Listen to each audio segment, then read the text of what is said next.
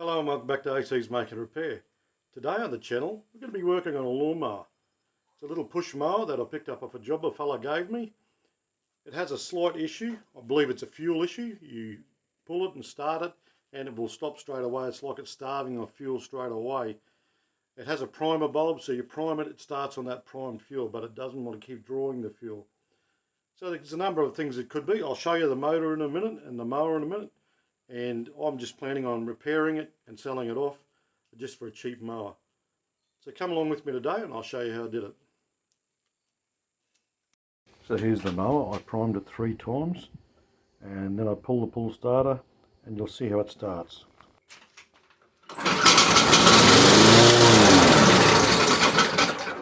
And stops. So I repeat it, prime it again 3 times and you'll see it do the same thing.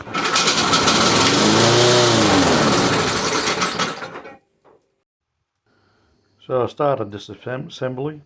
I decided to take the airbox off first, and then I took the throttle cable off. Just basic simple disassembly here. Very simple to pull the carburetor off these. Somebody has disconnected the linkage arm between the wind governor or the vane governor and the throttle linkage. I'm using a 1/2 inch socket here just to undo the bolt that holds the carburetor to the body. I realised at this point that there was something drastically wrong with the intake tube, which isn't uncommon. They do crack and break at times, so I decided to take the starter shroud off so I could access it clearly, and plus also give it a good blowout underneath there with the compressor.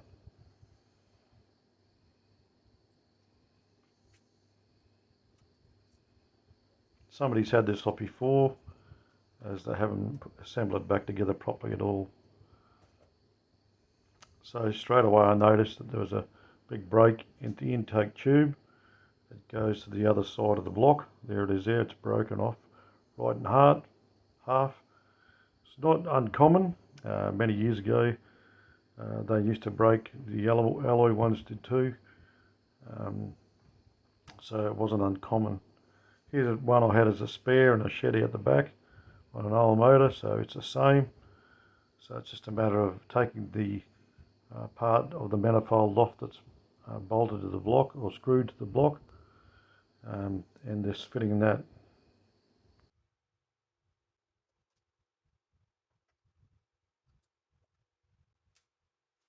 So while I had the cover off, I put my fingers over the hole into the block and gave a good blowout with the compressor just to get all the dirt out of there and grass clippings, etc.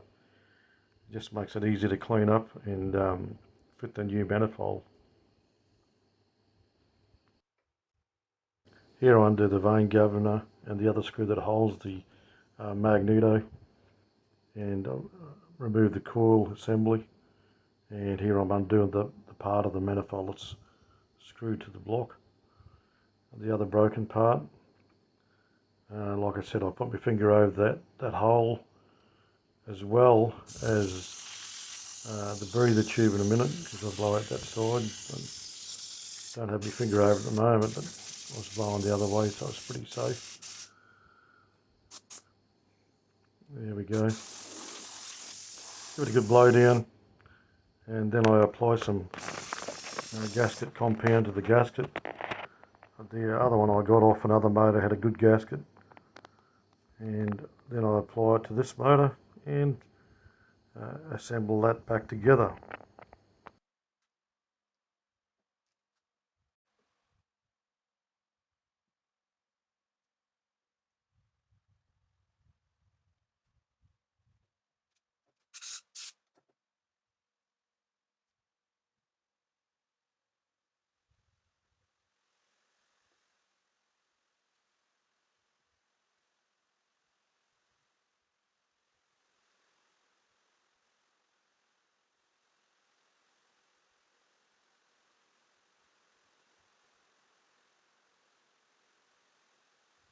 So I've aligned the new tube.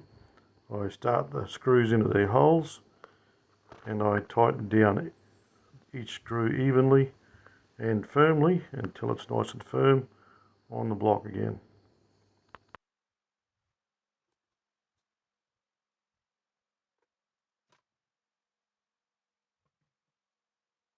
This gives you an idea how it was broken off about there.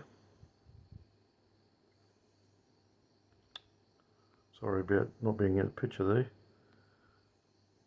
I go ahead, see the thin piece of plastic I'm using? It's a thin hard piece of plastic, the sort that you'd get on a little plastic cover on some item you buy. It's a harder type of plastic, it's only very thin, and I put it between the coil and the magnets on the flywheel.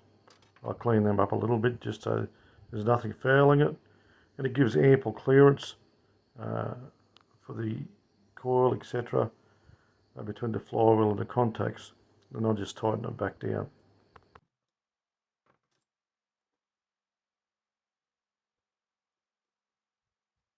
I apply pressure to the back of the coil so it's nice and firm up against the flywheel, allowing clearance only.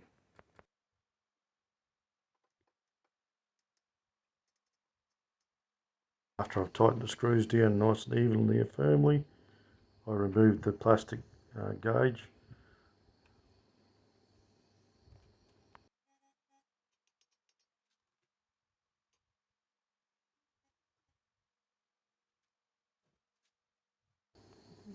I then go on to fit the carburetor back on, thinking, well, the intake pipe could cause all the problem. I also knew that there could be a problem with the carburetor still, but I thought I'll fit it just to see anyhow, to see how it goes. And I forgot totally all about the linkage that was missing, so I put it back together, put the bolt back in to the block to hold the carburetor on. There's also a bolt on this end you'll see me fitting now.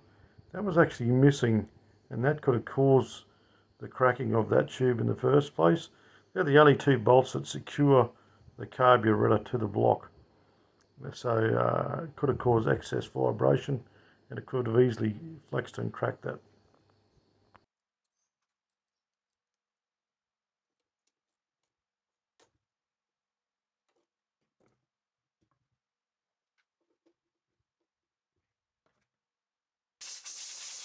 I went ahead and fitted the governor vane again with a linkage arm that I got off another motor, which is the same, and I had to adjust this because it was a little bit firm and was sticky a bit, so I sorted that out, and then we fitted the air cleaner box with a new air cleaner.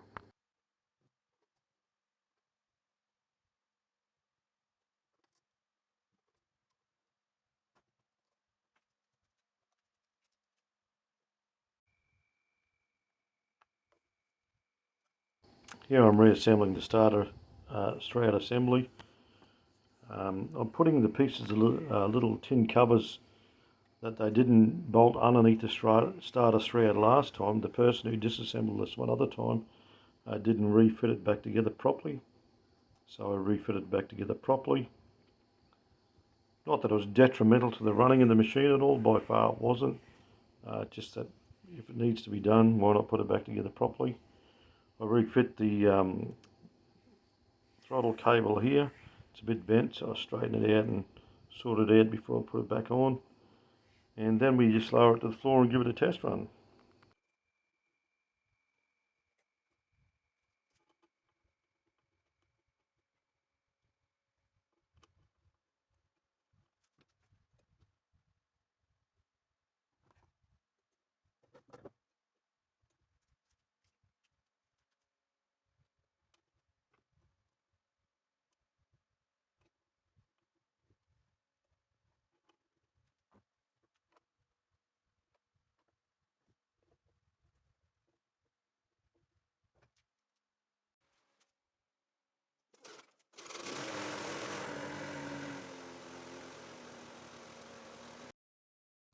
Yes, it did start straight away and it seemed to run fine. Obviously, which is quite obvious, the intake tube, a manifold tube like that broken would be a major problem. Quite fortunate it started at all really before. It was only the primer bulb that was making it start. So I ran it like this and then I gave it an oil change and gave it a good run. However, it ran, but it wasn't running well, and there was still a fuel issue and some other minor issues, so I decided to pull the carburetor off and give it a strip down, which doesn't take too long on these carburetors at all. So I disassembled again, which was quite quick and easy to do, and I undid it as per before, and I'll show you the disassembly as well as the disassembly of the carburetor too.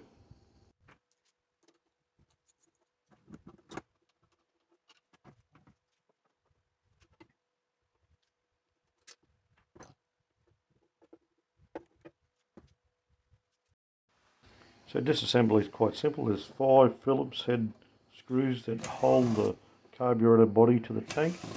The tank acts as a bowl basically, and it's a fuel pump body too. There's a diaphragm between this carburetor body top and the intake housing part that I'm removing now, and the tank side. Now here I'm inspecting the strainer on the main intake, fuel intake, and it was fairly clean. However, the little bowl that sits below it, the little recessed area, which I'll show you in a second, it had quite a lot of dirt in it, and there was quite a lot of debris that came out of the tank.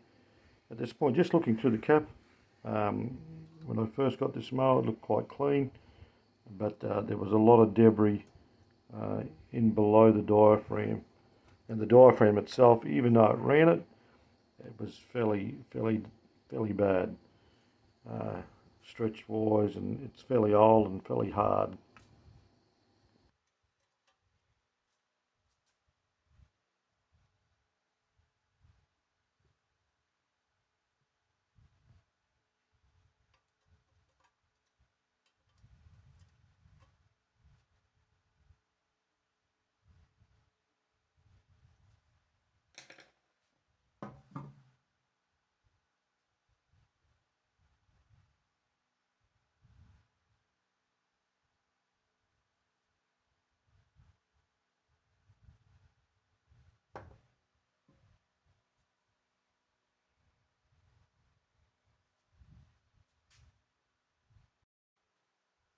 Here I'm removing the diaphragm from the body.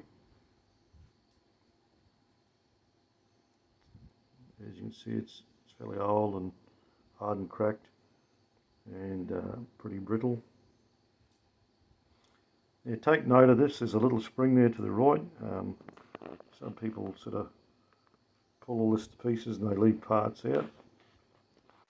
So I gave this good spray down with some carburetor cleaner, and here you see me just blowing it down and blowing through different galleries and so forth. That little strainer can come off, that little silver strainer there can come off, but this one was quite clean. Sometimes they do stick.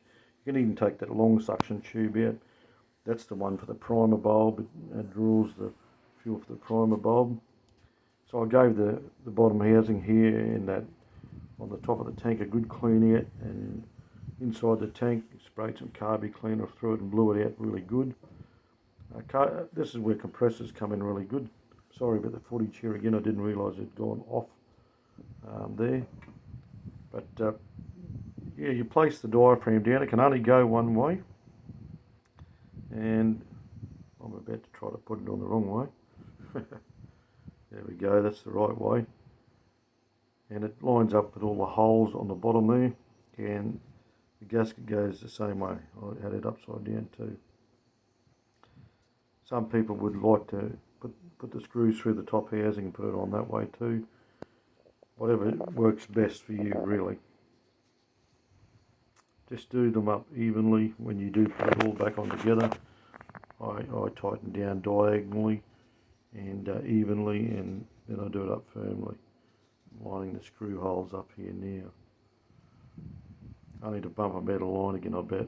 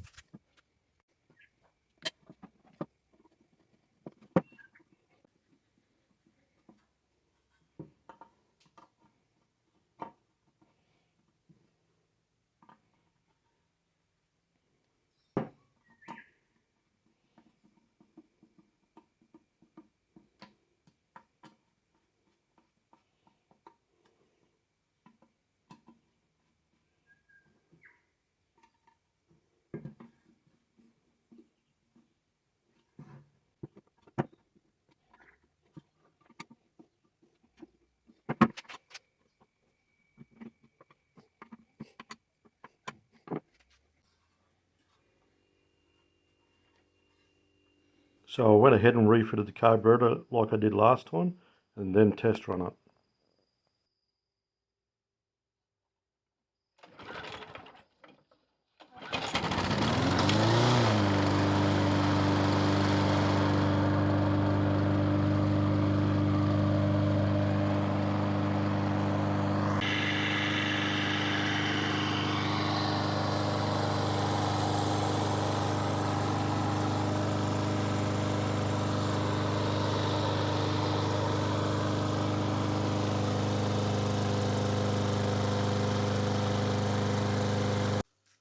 Thanks for joining me on this video today as I repaired this mower. I hope it was a help to some people out there.